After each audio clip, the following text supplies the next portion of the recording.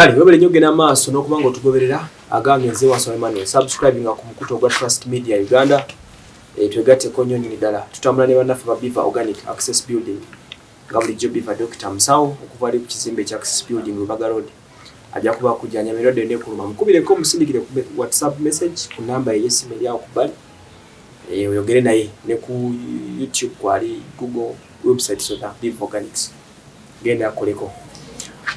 Nkomyewo Kawanda still olunaku lwakubiri nkomyewo Kawanda twasemba kubeera ano lwali lwakutaano ba ensonga z'omugenzi Fred Damba zikutte wansi ne waggulu family yavaayo ne rajana nti omutabani yafiirye bweru naye baagala kumusiikayo amannya nga Saara gaanokolwayo ku nsonga z'omwana oyo mwanya nga Salima gaanokolwayo family n'ennyonnyola ekyayo mwakiraba Saara najja neerwanako naye mwamuwulidde bulungi nnyo ne Joseph najja nannyonnyola ensonga kati ne mbuuza ekibuuzo nti tuwulidde family ekyegamba ne tuwulira ne Saara kyagamba n'ebirowoozo bye ne mubifuna byonna kati what next kubanga ye omugenzi aba alina okuddizibwa ennono za Buganda bwe zigamba awo ebiseera ebisinga family omuntu aba agenze naye ekirungi okuziika omuntu ku kijjobwoko obwabwe so that n'abaana n'abazzukulu balirabira okwo nti munnange kitaffe bamuziikamu.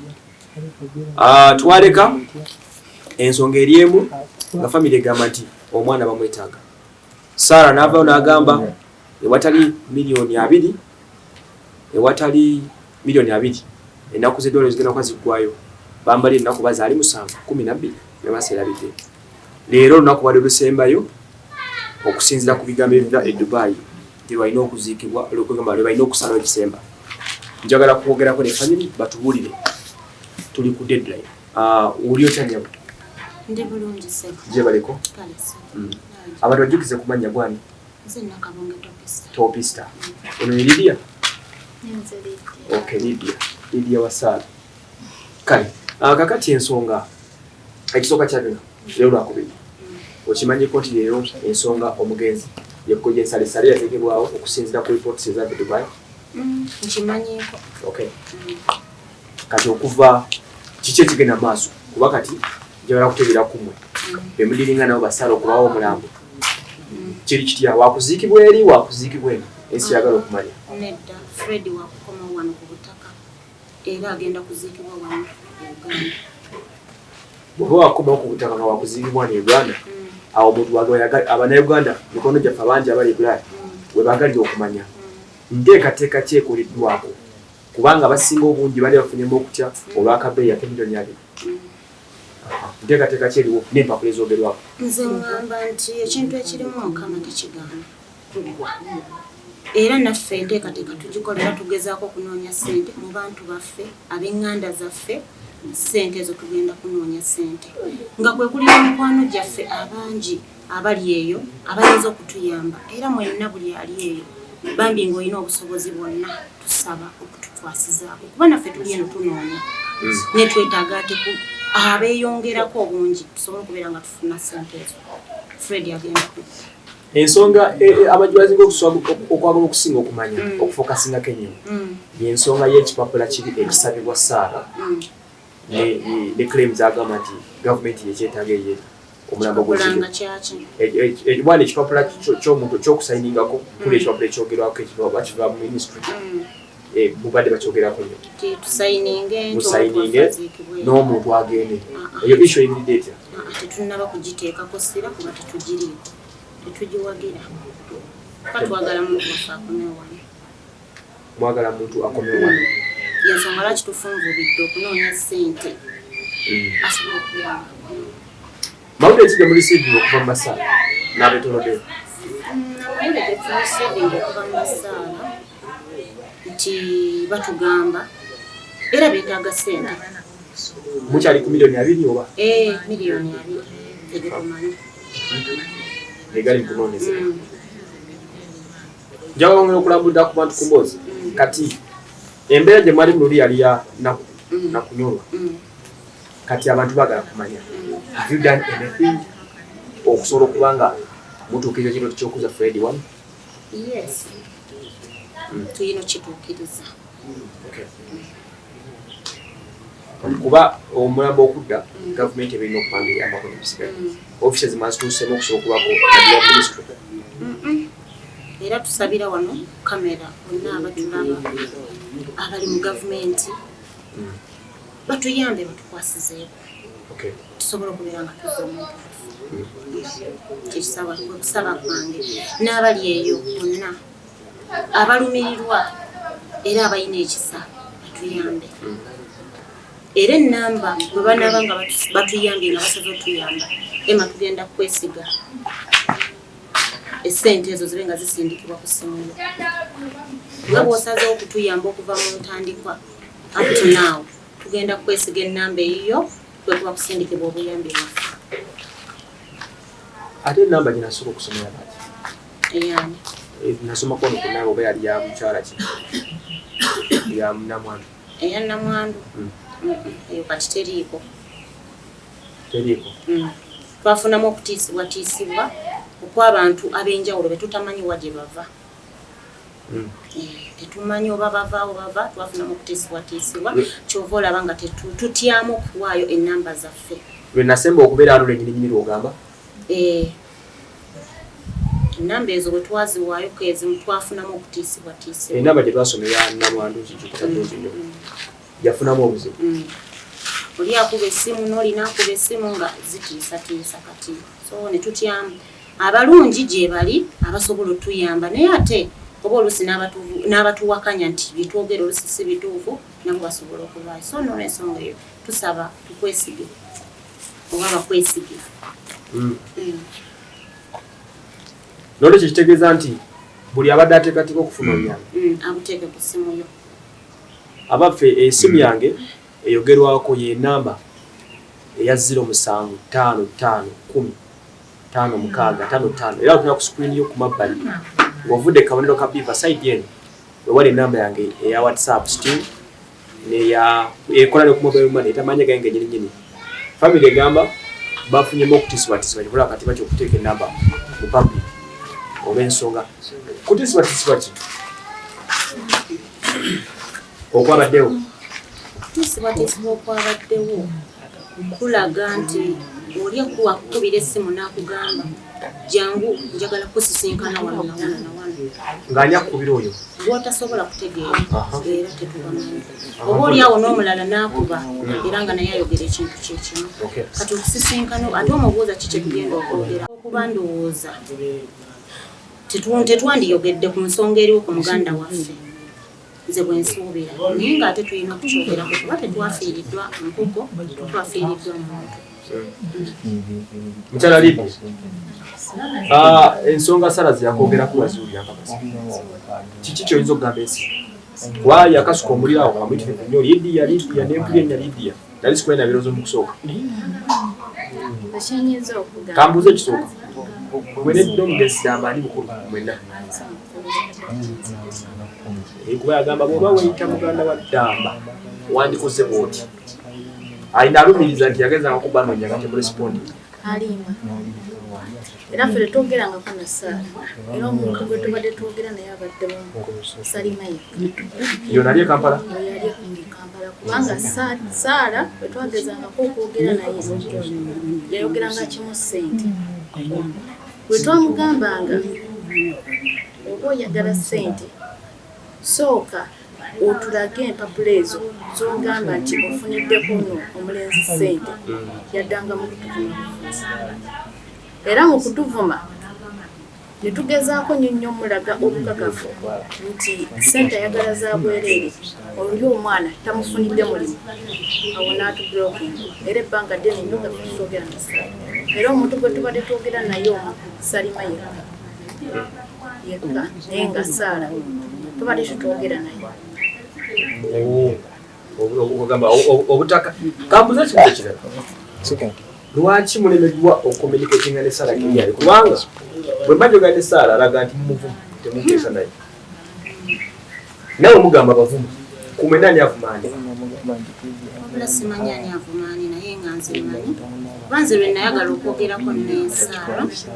ku nnamba kuba nagifunako olwo banze badde soogera nnyo na esaala oyo ne ku olwo nga maze owulira amawulire ga muganda wange nayagala njogereko n'omukyalo oyo eyatwala Fred. Oweno ye mbadde njogera naye naye esaala mbadde soogera naye mutuufu yampa musajja.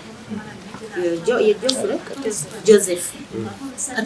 Kati nga nze nsuubira okuba nga njogera na mukazi naye ate nawulira nga njogera nembeera confused ngamba kyekiriwa emabega waakyo lwaki ampadde musajja so Sarah yennyini agezaako kaŋŋambe bwenti ate era ngenda kwebaza omwami Joseph waawo twasooka ne tulaba nti mubi kubanga tetumanyi yayingirirawo mu kaseera akasembayo kano muganda waffe amaze okufa so bambi alabika nti yajjanga azze kuyamba omuganda waffe ne twebuuza ayingiddewo ate kuba ate ndowooza ne mu kwogera ku ssimu yalabika okuba omwami oyo ye yayogerera ku ssimu ya Saala lwaki Saala si yali ayogera nange naye nga twebaza omwami oyo omulimu gwakola eyo bambi agezaako era tusiima byonna tubiraba naye Saala ye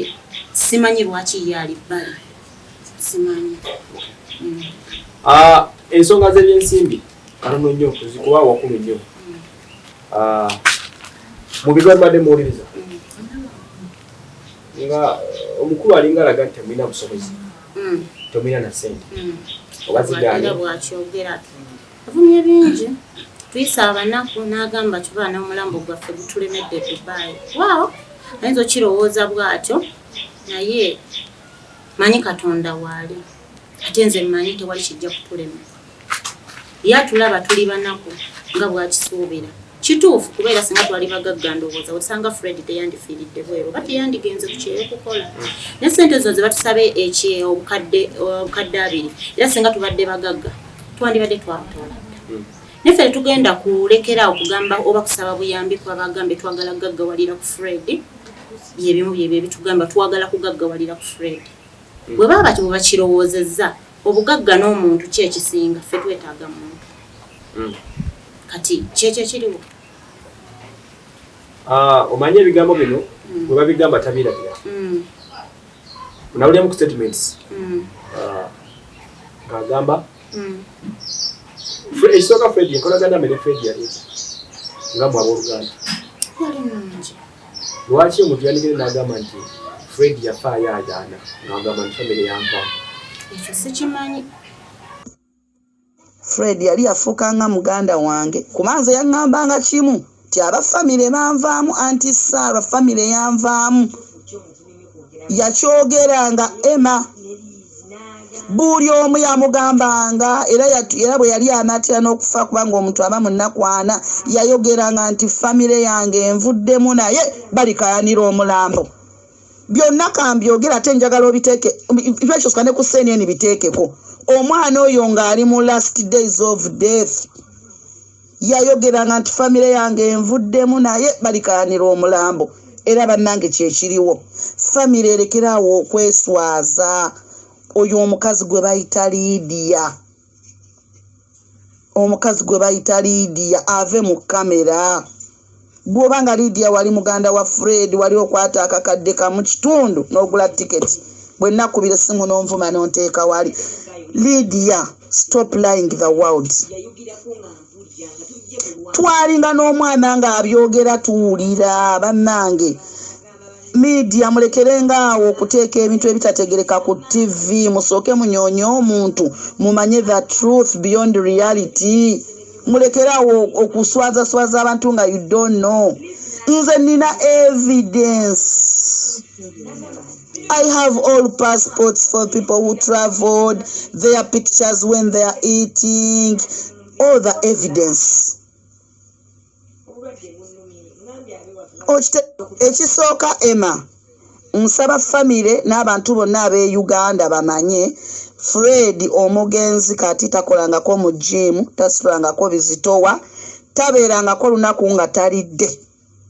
buli kanaku abantu b'e Dubai tulya olunaku lumu Fred addali emirundi 3 ku makyanga akeera ku matane kubeje nebe mu audio zile byadde byongerwa yes ebintu ebyo bisobola okubaawo yenga bw'aba kisobodde lwa nsonga zimu oba bbiri. Omuntu asobola okugamba nti alo njagala ssente bwe ziti mu kaseera ako mutuufu oluusi oba tozirinawo n'omugamba munnange zigamba sirinaawo kati oli aba akitwala ayinza okkirabanga obubi oba nala nti tebamufaako naye ate bwe tuba tuzifunye era nga tulina tukolaki nga tumuwa ekisobose. Muzikyukezemu kati mukugattagattamu okwombi mwaweerezayo ssente nga mmeka Dubai. Essente ezo bw'ogamba mbw'ozigattegatte tosobola zigattagatta kuba tosobola kujjukira n'agamba baaba mpuli obulwadde bunnuma njagala za ggula ddagala sirina n'omugamba muganda wange nkugula ebiganye leero ziganye kanjiribe z'okubeera nga kati ezo tosobola kuzira. Saara lagati yali sirina nyo ssente kubamwe ekyo kyo okusinga ssente ezo mu kugenda zatwayitanga olumu omukyala gwe bayita Sarima olumu gwe saatuukira nkukuba ffe okusinga gwe twali tusinga okukola ki okuma tumanyi nti Salima ono yeyatwala Fred okuva eno yamureceivinga betuserving Saara kati n'abeera nti Saara yali mukama kati nga buli kimu tulina kuyita mwaliwa ono Salima obubaka okutuuka kyokka nga nowe n'agamba ebintu byonna bituusaayo era nga ne audio ze olumu azitusindikira. Nsaba abantu oyongere okubazzaamu essuubi bonna abadde balowooza ekifo ekitagenda kudda wano yongere bakakase oyongere okukkaatiriza ku nteeketeeka eriwo ne bannayuganda abalungi abalina obusobozi balabe engeri gye babakwatizaako. Mbakakasa nti mube bagumu mwenna abali eyo abatulumirirwako kuba mmanyi 10 terikyawomu era gye bali abatulumirirwako abamanyi ennaka gye tuyitamu Fred agenda kudda kuba mmanyi abantu gye bali abatuwagala era obuyambi bagenda kubutwala. Ensonga y'obuyambi tumanyi bannayuganda bangi musobola okusonda ssente ne zibako ezituuka kuba mbakobezaawo omukyala Teopista official abagambye tukozese namba yange y'essimu olw'ensonga z'ebyokwerinda. Ebyokwerinda babiri mu mbeera ki kuba mulabika muli mu kutya tuli mu kutya kw'amaanyi okusinziira essimu ezijja zitukubirwa nga batutiisatiisa tetumanyi kubanga nabo tutandikira bitulabawo kandigambye nti tugende ku poliisi. Embeera y'okubanga mutiisibatiisibwe ofunamu okutiisibatiisibwa ng'omuntu because ekintu kyandibadde mu mutima omulungi tuyambagane omugenzi adde naye ne tugenda mu sinaali eyo nga okeera ku makya n'otiisibatiisibwa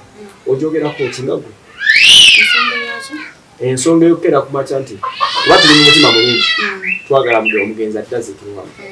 ate ne bivaamu sitori z'okutiisatiisa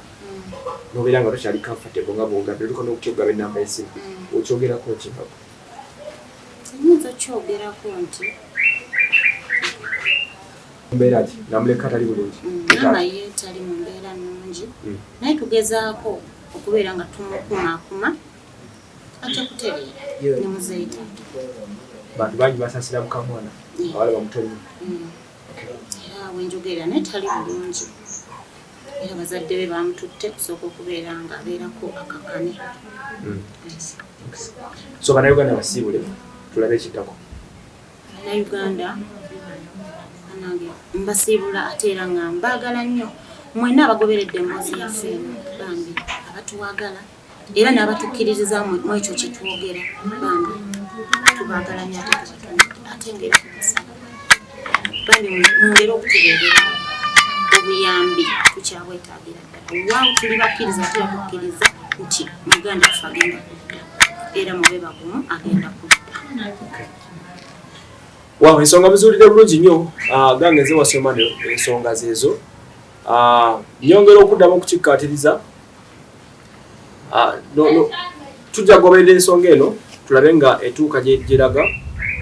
ndiba musanyufu nnyo okulaba nti ensonga gye twatandika ey'okuza muganda waffe Fred etuukirira n'atasobola kubanga azikibwa bweru bangi famire ziri eyo zisiraanye abantu bazo bafidde Dubai ne manga ag'enjawulo tebasobodde kuttizibwa wano mwalabe ne munnaffe ow'emitungo ate buba Saalongo Kigozi Fred ye Saalongo Kigozi Richard kuba amaze emyezi 2 Omulambo tekudda nga Kampala nabo bulali ansimbe era bwento nyinyongera okukunga n'okukoola ekitongole kya Yuwera ekitwala amakampani gonna agatwala abaana ebweru ne ba agent balimu ekyo ekintu ne gavumenti muteekewo embeera ng'omuntu wayangwira okutwalibwa ebweru nga mulamu just in case ng'obulamu babugenze kubanga okufa kujjawo essaawa yonna naye bwe omuntu aba afudde famire zireme kalubirizibwanga nnyo kuza abantu abo nti omuntu agendera miliyoni 3 Dubai oba miliyoni 2 n'ekintu naye okuza nekitwala obukadde obusooka mu 3 so ng'obukadde obwo famire bwe yandibadde etwala n'ekozesa okwekumakuma n'okuddabula obulamu bwabo abasigalidde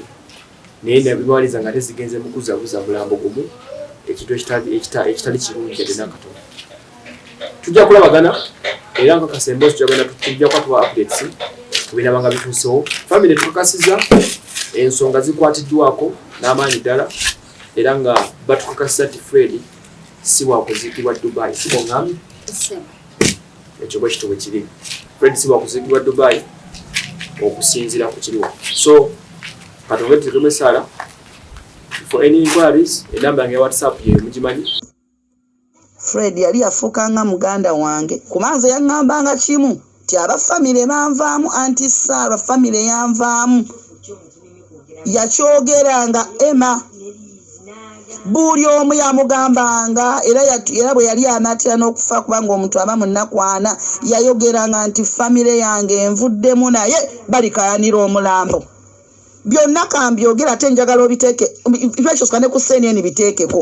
omwana oyo ng'ali mu last days of death yayogeranga nti famire yange envuddemu naye balikayanira Omulambo era bannange kyekiriwo famire erekeraawo okweswaza oyo omukazi gwe bayita Lydia ave mu kamera bw'obanga Lydia wali muganda wa Fred wali okwata akakadde kamu kitundu n'ogula tiketi bwe nakubira essimu n'onvuma n'onteeka wali Lydia stop lying the world twalinga n'omwana ng'abyogera tuwulira bannange media mulekerenga awo okuteeka ebintu ebitategereka ku TV musooke munyonye omuntu mumanye the truth beyond reality mulekerawo okuswaza abantu nga you don't know nze nina evidence I have all passports for people who traveled their pictures when they are eating all the evidence ekisooka Emma nsaba famire n'abantu bonna ab'e Uganda bamanye Fred omugenzi kati takolangako mu gym tasulangako bizitowa tabeerangako lunaku nga talidde buli kanaku abantu b'e Dubai tulya olunaku lumu Fred addali emirundi 3 ku makya ng'akeera ku mata ne chapati ku lunch n'alya omuceere n'enkoko olw'eggulo n'alya buli kimu ky'abadde ayagala nze siri mu kwewaana naye ne Dubai omuntu atajjangako wange kulya mmere ayogere ate nga yabwereere siri kulangira mufu oba kubalangira njagala omuntu atajjangako wange ku Brazilian kulya mmere aveeyo mu odi agament saasiryangako wo mmere abantu bennyini n'abalamu nze bajja ewange ne balya emmere abalamu abantu abakulu enjala ng'ebaluma abakulu nsobola n'obamenya amannya wano ne bajja olinagamba enjala ennuma n'ogenda mu kiyungu n'obafumbira so saagalawo bulimba mbu Fred abadde talya emmere ebaddengawo n'abaana bonna nga bwe bajja balinga balya okiwulira mukama wange wabula okuggyako nti mu mateeka ga wano abaana bwe bagenda gye bakolera bafunamuko obuzibu mu kulya mu accommodations bye twogera kyekiri e Dubai mu mateeka kubanga kampani ezimu tebakkiriza kufumba nga batya ebisulo okujja bafunamuko obukosefu naye teri mwana abadde wange nga talya ekyo kyo bakisalizeemu ddala kye boogera kifuni bye boogera tebabimanyi amwe kind of a person akuba ne Kampala n'ensaba ssente nga ngenda gulira abana Uganda mmere okiwulira Emma njagala famire etuule erowooze ate emala okulowooza tuyambagane Emma wane Dubai nkiddamu tuli mu gavumenti ndala amateeka ga wano ga njawulo n'amateeka g'e Uganda ga njawulo. Nze eddoboozi bampita Sarah gwe boogerako eyabeera ne Fred okuva ku kisaawe okutuuka Mukama wamujjulidde naye nga nze I did not make any cause for the death, but Allah, if you a believer, you know death can occur at any time, anywhere, at any minute. The family must be balina okubeera ba believer kyekisooka. Ekyokubiri eno gavumenti gye tulimu ndala. Bino byonna ebirowoozo twabiteekawo si nze kabula tulina wano nga bwe tutuula nti tukoze tutya munnaffe okubanga ajjibwayo mu ggwanika okuba nti aziikibwa nga Munnayuganda munnaffe. Ne tugamba nti olw'okubanga ssente ziri gavumenti zeeteeka ku mirambo gya wano emiliyoni 2 ez'e Uganda giba mitwalo 2 egy'e Dubai wano. Olw'okubanga ssente zitubuze ffenna Abannayuganda tusonda twakawezawo miliyoni 2. E Kampala tewaliwo yadde nusu 10 kyavuddeyo. Okitegeera mukwano ate gavumenti yatwadde ennaku ntono naku 7 bwe tugaana okubanga tugyeyo omulambo bagenda kuguzunza tuleka ate kumanya wa gye bagutadde. Ffe bwe twatudde ne tusaba busabi nti bwe kibanga emiliyoni 2 gaganye nga tulina miliyoni 2 tukkirize nti tulemeddwa nga tusaba nti omu ku baganda b'omugenzi gwe tuba tuteeramu visa tumuteeremu tiketi ajje akube eriiso evvannyuma ku mugenzi. Ekyo tukisaba busabi mu bwenkanya. Kaakati awo wenneebuuliza famire paka kati eyatugamba mbu eri mu meeting esalawo ng'ennaku z'eddwaliro zigenda ate tugenza okulaba bazze ku TV bannange tuli mu kuyambibwa oba tuli mu kwesojja. Nze nsaba famire yeetuule emanye nti ene gavumenti ndala. Essente siffe abazisaba wabula gavumenti. Ekintu ky'omu kuba family okujja okubaawo with due respect. Ate nakyo bwe kibanga kisobose nti omuntu bajja mukolera visa bamukolere tiketi ajje abeerewoko tusobola okujjayo omulambo oguli tuguziike. Kati okukisinga awo family yo eva egamba ebeera mu meeting 24/7 bo bagamba bali mu meeting bakyasalawo. Ffe twagenza okukeera ku makya bali kunze ku TV na ku zi YouTube. Ate wano nsaba family ebeerenga nawe ekyusaamu nnyo oyo omwana e Kampala. Nze I got the information okuva ew'omukazi we gwe yaleka n'olubuto. Omwami oyo Fred omugenzi yali asitula sementi e Kampala. Kiba kitegeeza sementi yamuyingira mu mawugwe. In short mwana agenda okulinnya ennyonyi nga mulwadde. Wano e Dubai tebakozesa abantu balwadde. We bakebera ekifuba nga kirinamu obukosefu teri kampani ekolera Emirates ID. Yensonga lwaki omwana teyafuna ndagamuntu ya wano. Let me make it clear. Omwana oyo kampani teyamukolera visa kuba yajja n'obulwadde bw'ekifuba. Naye olw'okubanga family mukuwaliriza ennyo sinakuwaliriza kuba buli omu aba yajja kuleeta ssente kunoonya ssente kale nga tulowooza nti oba bw'anaakola nasobola okukola ki okuwazaawazaako oba okifuna bulungi. Naye ng'omwana yajja n'obulwadde bw'ekifuba omwana yajja akolola. Bwe weewunye ku baana 30 be baaweereza era omu ye yalemererwa. Tulolowooze lwaki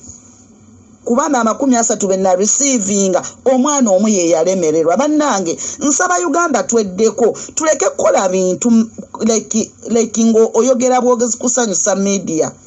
Nze ne bwokera erinnya lyange n'ontimba ebifaananyi byonna naye nga amazima nga manyi ku mutima nti Uganda na receivinga abaana 30 bonna gye bali bakola omu n'alemererwa n'enkwegayira weeza tiketi n'ogaana. Kikyoba olusuubira ekiddako. Let the family be clear. singa ennaku 7 zibeera ziggwayo ze baatuwa okubanga tututte ekipapula kye tuli mu kusaba otuwa ne ssente ze beetaaga ne gavumenti n'esala